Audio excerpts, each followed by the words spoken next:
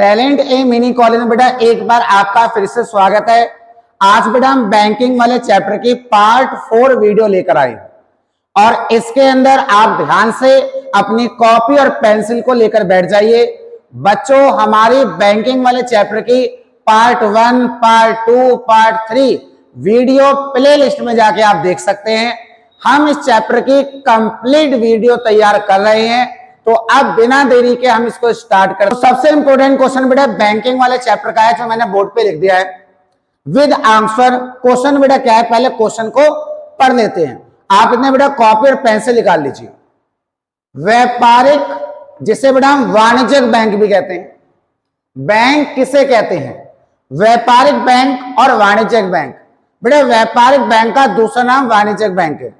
हम आपको पुराने वीडियो में भी बता चुके हैं कि व्यापारिक बैंक बेटा क्या होता है। आरबीआई को छोड़कर आपके आसपास जितने बैंक हैं ये सारे व्यापारिक बैंक होते हैं, जैसे एसबीआई, पीएनबी, एचडीएफसी, आईसीआईसीआई। अब इसकी हमें डेफिनेशन बतानी है कि व्यापारिक बैंक किसे कहते हैं। बच्चों, आपने देखा ही है कि हम कंप्लीट आंसर लिखवाते बेटा, हम शॉर्ट वीडियो नहीं बनाते। व्यापारिक बैंक एक वित्तीय संस्था है। बेटा इस वित्तीय का मतलब क्या होता है? बेटा वित्तीय का मतलब होता है बेटा पैसा। यानी व्यापारिक बैंक एक ऐसी संस्था है जिसमें पैसे का लेन देन होता है। जो जनता कौन?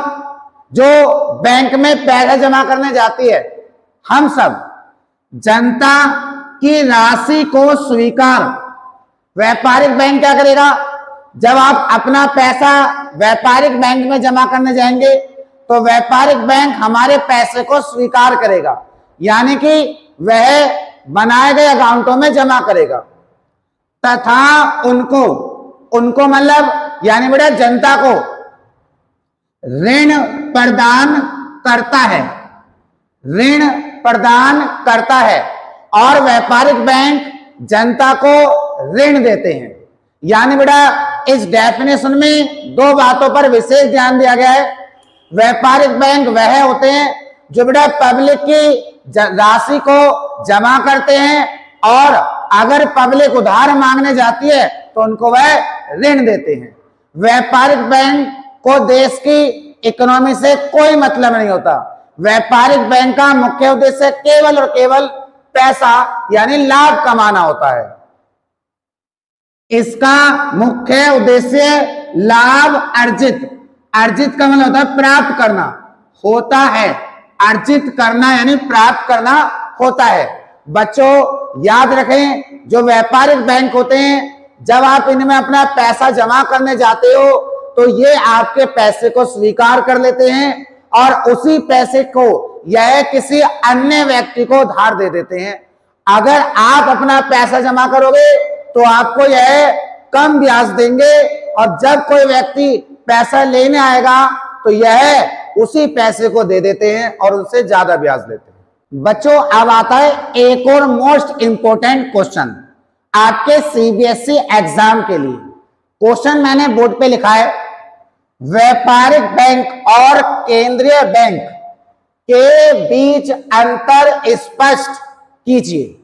व्यापारिक बैंक और केंद्रीय बैंक के बीच अंतर स्पष्ट कीजिए। अंतर स्पष्ट बच्चों आप इस तरीके से कर आएंगे, इधर व्यापारिक बैंक और इधर बेटा केंद्रीय बैंक। ठीक है बच्चों, केंद्रीय बैंक के बारे में हमने ऑलरेडी 3 वीडियो बना दी हैं, आप उन्हें जरूर वॉच करें। तो बेटा बिना देरी के हम इनके बीच में अंतर स्पष्ट करने स्टार्ट करते हैं। व्यापारिक बैंक एक वित्तीय संस्था है। जब मैंने अभी आपको डेफिनेशन पढ़ाई तो थी, वहीं से इसका 1 पॉइंट तैयार हो गया। व्यापारिक बैंक एक वित्तीय संस्था है जो लाभ कमाने के उद्देश्य से, मैंने पहले बता दिया कि व्यापारिक बैंक का उद्देश्य होता है लाभ कमाना। ये लाभ कैसे कमाएगी? जब जनता इनके बैंकों में जाके पैसा जमा करेगी तो ये हमारे ही पैसे को किसी उधार मांगने वाले व्यक्ति को दे देते हैं। जब हम जमा करते हैं तो हमें बहुत कम इंटरेस्ट मिलता है और हमारे पैसे को ये बाजार में उधार देकर उस पर ज्यादा इंटरेस्ट कमाता है व्यापारिक बैंक। लाभ कमाने के उद्देश्य से जमाओं को स्वीकार करता है। जमाएं क्या है? जो जनता बैंकों में जाके जमा करेगा, ऋणों को देने का कार्य करता है या करती है। व्यापारिक बैंक का उद्देश्य मैंने आपको पढ़ा दिया। अब आता है केंद्रीय बैंक के बारे में। केंद्रीय बैंक देश का सर्वोच्च बैंक है। केंद्रीय बैंक होता है हमारे देश का सर्वोच्च बैंक। इससे बड़ा कोई बैंक नहीं होता, क्योंकि केंद्रीय बैंक इन सभी बैंकों को कंट्रोल करता है। जो समस्त बैंकिंग, कौन समस्त मतलब संपूर्ण, और बैंकिंग ये व्यापारिक बैंक, इनको कंट्रोल करता है। और हमारे देश में मुद्रा जारी भी कौन करता है बच्चों? केंद्रीय बैंक। 2 से 2000 रुपए के नोट, मौद्रिक ढांचे का नियंत्रण करता है। अब आता है इसका दूसरा पॉइंट, व्यापारिक बैंक। आप देख सकते हैं व्यापारिक बैंक का दूसरा पॉइंट, इसका उद्देश्य लाभ को अधिकतम करना है।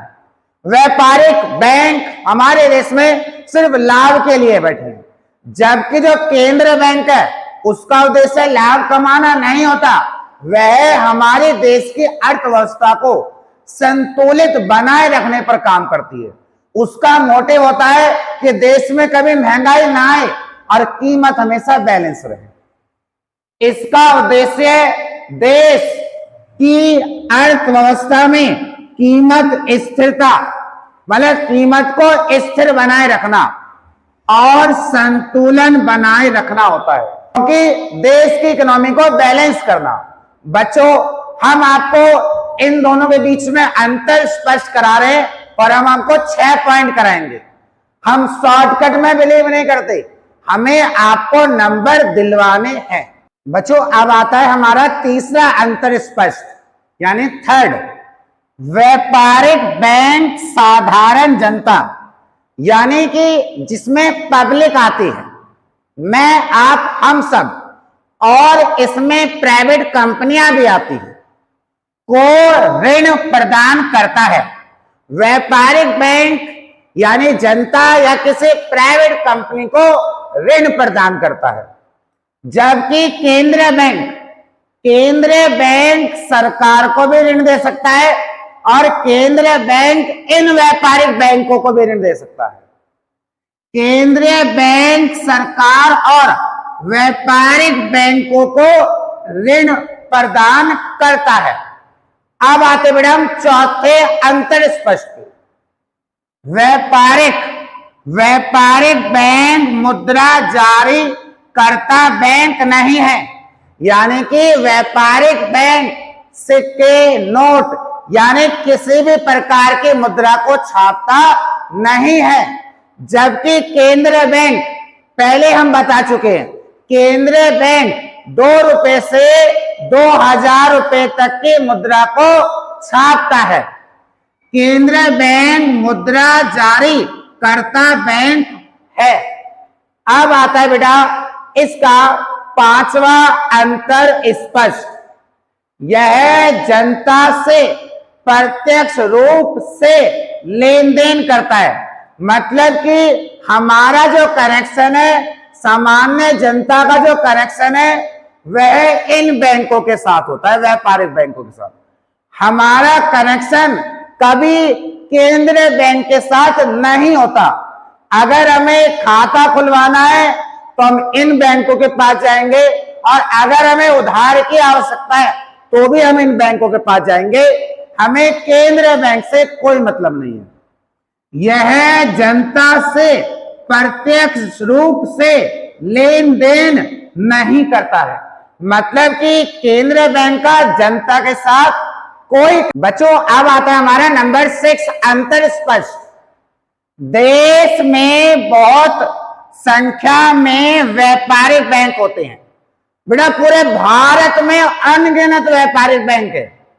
आपके घर के आसपास या घर से थोड़ी सी दूरी पर बहुत सारे बैंक मिल जाएंगे, जैसे SBI, PNB, HDFC।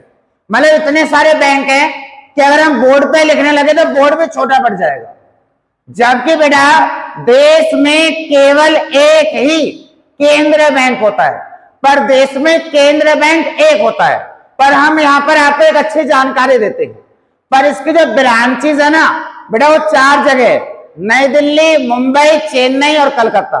वैसे केंद्रीय बैंक एक ही होता है। बहुत बहुत धन्यवाद बच्चों, आपने हमारी वीडियो को देखा, इसके लिए बहुत बहुत धन्यवाद बच्चों।